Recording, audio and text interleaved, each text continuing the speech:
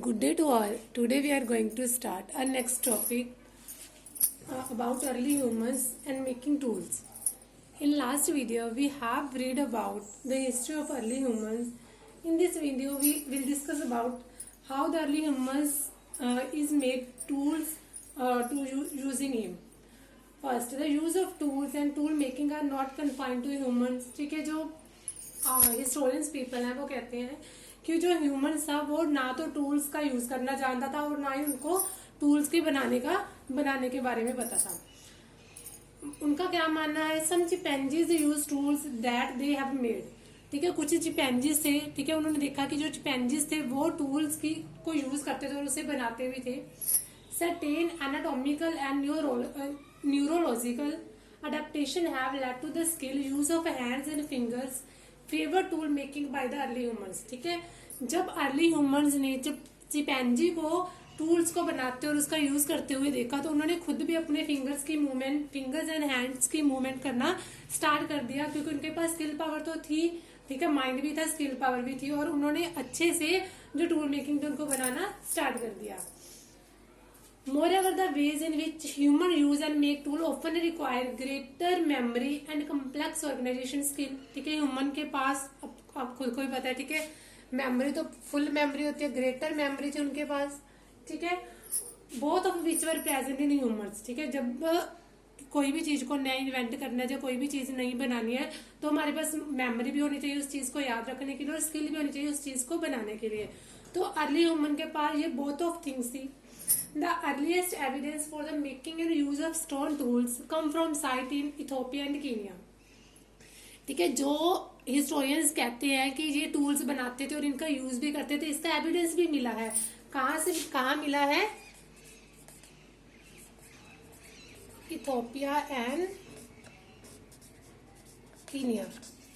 ठीक है, हिस्टोरियंस को यहाँ पे इनके एविडेंस भी मिले हैं. It is likely that the earliest stone tool maker were the Homo habilis. We don't know whether tool making was done by men or women or both. लेकिन अब क्या है, इस बारे में हमें कोई कंफर्म नहीं है कि जो टूल बनाए जाते थे वो मैन के द्वारा बनाए जाते थे या वुमेन के द्वारा. ये दोनों ही मिलकर इन टूल्स को बनाते थे और यूज करते थे. It is possible that stone tool makers were both women and man. ठीक है, ये भी पॉसिबल हो सकता है कि दोनों ही बनाते हो और दोनों ही यूज करते हो. Women in particular may have made and used to obtain food for them as well as to sustain their children after weaning. ठीक है, हो सकता है वो टूल्स बनाना जानती हो, जैसे वो टूल्स को यूज करना जानते हो अपना फूड को obtain करने के लिए या अपने चिल्ड्रन की केयर ऑफ करने के लिए. About 35,000 years ago, इतने years पहले improvement in the techniques for killing animals are evident from the appearance of new kinds of tool. ठीक है, देखो स्टार्टिंग से जब भी कोई चीज बनाती है तो बनती है तो धीरे धीरे उसमें टाइम पीरियड के अकॉर्डिंग उसमें कुछ चेंजेस आते रहते हैं, कुछ उसमें अपीयरेंस चेंजेस आती रहती है, कुछ बहुत अच्छी टेक्निक्स उनमें यूज करना स्टार्ट कर देते हैं, जैसे spear throwers and the bow and arrow. ठीक है, पहले वो क्या करते थे, एनिमल को हंट करने के लिए स्टोन्स का यूज करते थे, लेकिन धीरे धीरे उन्होंने क्या किया, बोज और एरो को भी क्या कर लिया, टेक्निक कर ली, ताकि वो उनका जो हंटिंग जो उनका लेवल था वो उसको इंक्रीज कर सके. There were other needs such as trapping of fur bearing animal. ठीक है, जिससे वो क्या करते थे, अब उन्होंने फर जो फरिंग एनिमल थे उनका भी हंटिंग करना स्टार्ट कर दिया था ताकि वो उनकी क्लोथिंग में यूज कर सके उनकी जो फर है. And the invention of sewing needles. ठीक है, स्यूइंग नीडल्स उन्होंने अब क्या किया था, स्यूइंग नीडल्स को भी इन्वेंट कर लिया था ताकि वो क्लोथिंग को और अच्छे वे में स्टिचिंग कर सके. The earliest evidence of स्यून clothing comes from about 21,000. ठीक है, ये कितने ईयर्स पहले की बात है, 21,000 year ago. Beside with the introduction of the punch blade technique to make small scissor-like tool, it was now possible to make engraving on bone, antler, ivory और both. ठीक है, धीरे धीरे जैसे जैसे टाइम पीरियड आगे बढ़ता जा रहा था, जैसे जैसे वो नई टेक्निक्स को यूज कर रहे थे, वैसे वैसे उनका जो लाइफस्टाइल था और भी अच्छा बेटर होता जा रहा था. Now the next point is modes of communication. Next point is modes of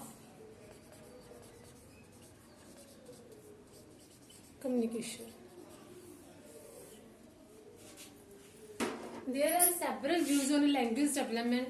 ठीक है, अलग अलग व्यूज दिए गए हैं. The first user of language was the hominid.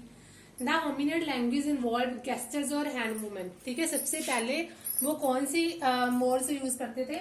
Hand, जा और गेस्चर मूवमेंट. ठीक है, इसके द्वारा ही वो क्या करते थे, अपनी जो टॉकिंग ऑफ वे था, इससे एक दूसरे से वो हेल्प करते थे हैंड्स के जरिए, जो गेस्चर्स के जरिए. Later they developed another way of communication known as vocal but non-verbal communication. ठीक है, उसके बाद कौन सी साउंड्स आ गई? vocal but non-verbal sounds such as singing. Homo habilis may have possessed a small number of speech sound in their initial stages. Gradually these may have developed into language. It has been suggested that the brain of Homo habilis had certain features which would have made it possible for them to speak. उनके अंदर कुछ features थे जो क्या थी, उनको possible कर रही थी बोलने के लिए कि वो कुछ क्या कर सकते हैं, स्पीकिंग लेवल को अपना इंक्रीज कर सकते हैं. Thus language may have developed as early as 2 million years ago. ठीक है, 2 million years ago माना जाता है कि लैंग्वेज की डेवलपमेंट हुई. The evolution of vocal tract was equally important. This occurred around 2 lakh years ago. It is more specifically associated with modern humans. ठीक है, जैसे जैसे उनकी जो वोकल ट्रैक था, जो धीरे धीरे बेटर वे में इम्प्रूवमेंट होता जा रहा था, जो कि धीरे धीरे क्या था, जो मॉडर्न ह्यूमन के साथ अटैचमेंट होता चला गया. Now the next topic is art, mode of communication, art.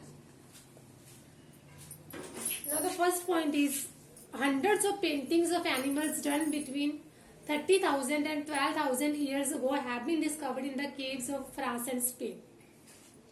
ठीक है, फ्रांस एंड स्पेन जो है cities, France and Spain.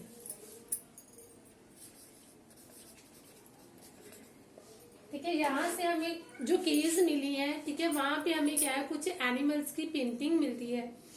These including depiction of bisons, horses, ibex, deer, mammoths, rhinos, lions, bears, panther. ठीक है, इन अलग अलग जो एनिमल्स हैं वो क्या है, हमें पेंटिंग, उनकी पेंटिंग वॉल पे हमें दिखाई देती है, जिससे हमें पता चलता है कि जो उनका वे ऑफ पेंटिंग था बहुत वेरी गुड था. Several explanations have been offered. One is that because of the importance of hunting, the painting of animals were associated with rituals and magic. ठीक है, मतलब कि जैसे जैसे वो अपनी लाइफ स्पेन में, जैसे जैसे वो अपने रूटीन को अडॉप्ट करते थे, वैसे वैसे वो क्या थे, पेंटिंग में उसको प्रिंट कर देते थे, ताकि हमें पता चलता है कि उनका जो लाइफ स्टाइल था वो कैसा था. The act of painting could have been a ritual or ensure a successful hunt such as a big animal was hunt by an individual etcetera. मतलब कुछ इस तरीके की भी पेंटिंग बनी हुई है कि जो बड़े बड़े एनिमल्स है उनको भी वो सक्सेसफुली हंट कर सकते थे. Another explanation offered is that these caves are possible meeting places for small group of people or location for group activities. ठीक है, जो हमें पेंटिंग्स मिले उसमें पता चलता है कि या तो ये इंडिविजुअल एक्टिविटी है या फिर स्मॉल ऑफ ग्रुप एक्टिविटी है. These groups could share hunting techniques and knowledge. जो ग्रुप्स होते थे, स्मॉल ग्रुप्स होते थे, ये क्या करते थे, अपना जो हंटिंग उनकी पास टेक्निक्स थी वो एक दूसरे के साथ शेयर करते थे, ताकि जो उनकी वे था वो और भी धीरे धीरे बेटरमेंट होता चला जाए. The above account of early society has been based on archaeological evidence. ठीक है, जितना भी हमें एविडेंसेस मिलते हैं उनसे हमें बहुत अच्छे तरीके से क्लियर हो जाता है कि जो अर्ली ह्यूमंस था उन्होंने धीरे धीरे अपनी लाइफ में कितनी ज्यादा प्रोग्रेस कर ली थी. Clearly there is much that we still don't know. ठीक है, और लेकिन हमें ये एग्जैक्ट आज भी हमें पता नहीं है कि वो किस टाइप का था और वो स्टार्टिंग में कैसा था और आज तक उसने कितनी प्रोग्रेस करके अपनी लाइफ और स्टाइल को बहुत अच्छे तरीके से मेंटेन कर लिया था.